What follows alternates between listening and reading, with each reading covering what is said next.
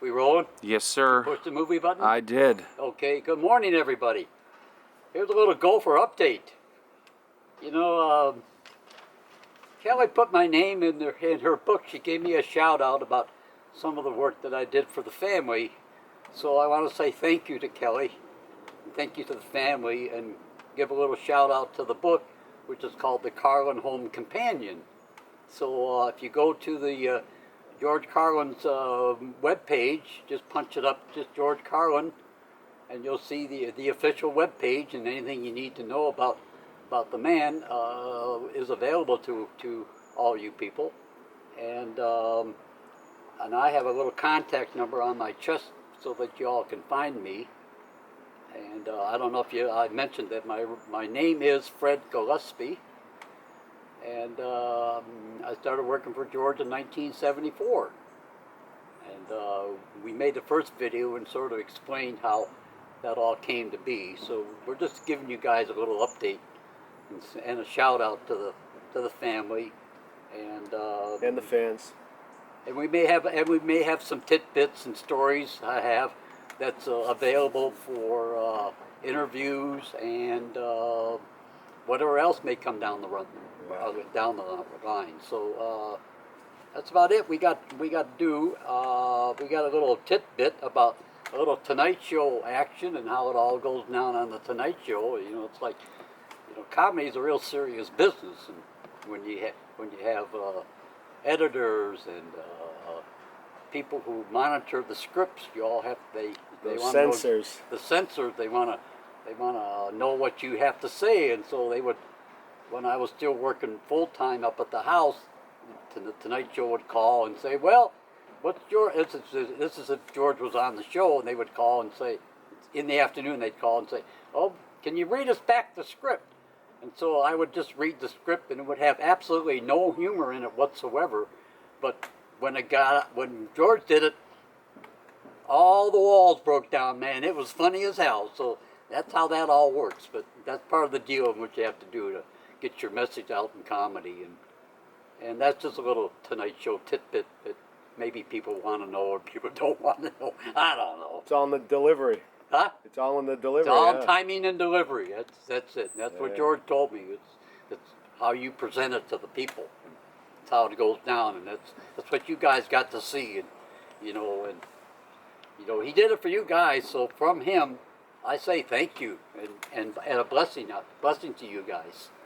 And then what happened to with Leno that time? And all right, so I'm living over in Beverly Hills off of Doheny across the street from the Four Seasons Hotel, and Jay Leno comes out one night, and I have a cap on from when George had his TV show, the George Carlin show, and so Leno saw me walking around. Here he is, stopped out in the middle of Doheny in front of the Four Seasons Hotel with his Chrysler 1955 Imperial Chrysler broke down, with no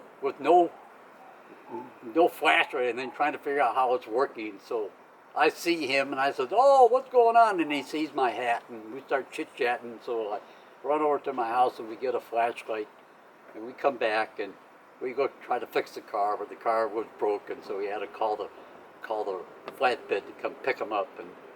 But he called me up at the house and told me that the points had broken in the car, and so unbeknownst to me, George was going to be on the show in a few nights. And so they had a big conversation about me on the Tonight Show, which didn't go over too well with George because, we weren't really part of the show. So yeah, you were behind the scenes. I was always behind the scenes, so it didn't go over too well. But what do I know? I'm just speaking the truth. So that was a little tidbit about. Well, you're a car guy. I'm a car guy, so yeah. Why you a car guy? I was born in Detroit and grew up in the Motor City, and that was the only game in town where was automobiles, and so we had a lot of toys and had a lot of fun and created all this stuff that you all get to have nowadays. But in the early days, that was part of my youth, just being a car guy. But ending up with George just changed my world. So yeah. I don't know if we have any more to say. Any more questions? You guys helped each other out, you and George. Yeah, George and I are pretty much connected on a spiritual level. I don't mean to boost or be egotistical about it. That's just how it kind of happened, everybody. And you know, there's a lot of things in life we don't understand and we don't have control over, but life goes on, and accept it for what it is, because you never know. You know, all it takes is one phone call, and life can change in a heartbeat. Enjoy the ride. And go for it. You know, take advantage of it and use it. And so, We got to work hard, huh? you got to do the work. Did you work you hard? Well, there was a lot of work to do, man. You know, at that level, there's a lot of work for the gopher. Yeah. Gopher does it all, except for being on the gopher has to do all the nonsense that people don't see, and there's a lot of nonsense because we're still all humans, and we still have to do our normal human thing. But when you become a celebrity, the public seems to think that you don't have to do certain things, and that's not true. You still have to sleep and eat and go and relieve yourself, and all that still exists. So there's a lot of work for people behind the scenes, because the doobies don't roll themselves. no, you can't roll your own doobies, man. And in the old days, that's all we had were doobies. No water filtration? No, we had no bongs or anything, man. We just rolled our own, man. Nice. You and George smoke a lot? We smoked. Yeah. We indulged, you know, Nice. and you know, and that's how it went down, and that was part of the deal. And you know, the lady came up to me a few days ago down in Venice, and she was part of the normal people, and came and said thank you for back in 1972, George doing a concert at Carnegie Hall for Normal, and she just wanted to say thank you. So. And what was normal? Normal was the prelim to the marijuana initiatives.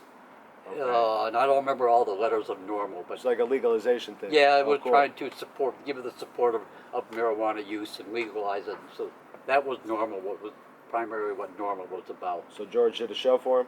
And George did a show at Carnegie Hall cool. for him. So his range of